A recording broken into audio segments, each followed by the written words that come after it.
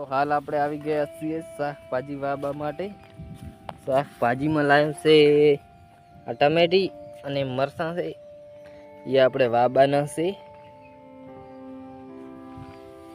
તો આપણે વાયલા છે અને આમ તો આખો ભયંકર થડીને આવે હું વરસાદનું.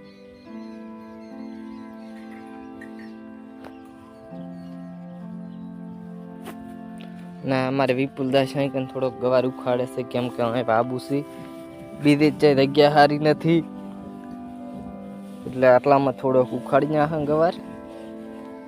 પછી ટમેટી અને મરસળી વાવ.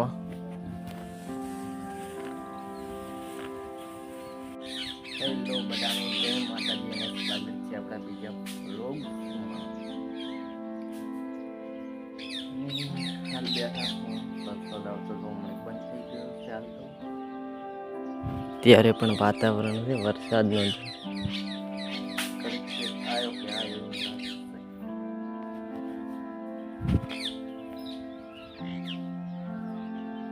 આ સાઈડ આપણે એકદમ મસ્ત થઈ ગયા. રજકા બાજરી પણ મસ્ત છે. અને અહીં આપણે વહીથી જામફળ ઈટિયાનું ખોઈ હતું, પણ બહાર હતા એટલે પડી ગઈ છે ઈટિયું બીટિયું. આ છે શું કહેવાય આની નામ કણસી. ત્યાં થોડી મગરી છે, લીમડો,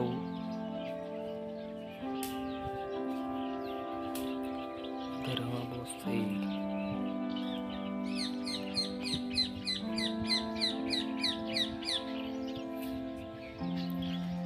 અને અહીં પણ આંબો વાવેલો છે, એટલે હું પણ છે.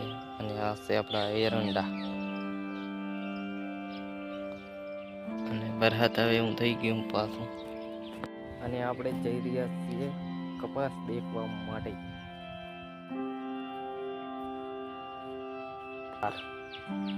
ગવારને મસ્ત થઈ ગયો છે. આ સાઈડ છે રજકા બાજરી.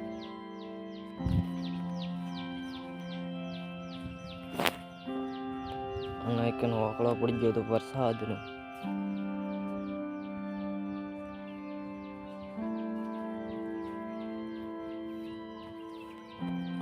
અને આ છે આપણો કપાસ દેખાઈ રહ્યો છે ને કેવો છે. આવો છે આપણો કપા. અને પાછું કને વરસાદ આવે એવું થઈ ગયું છે.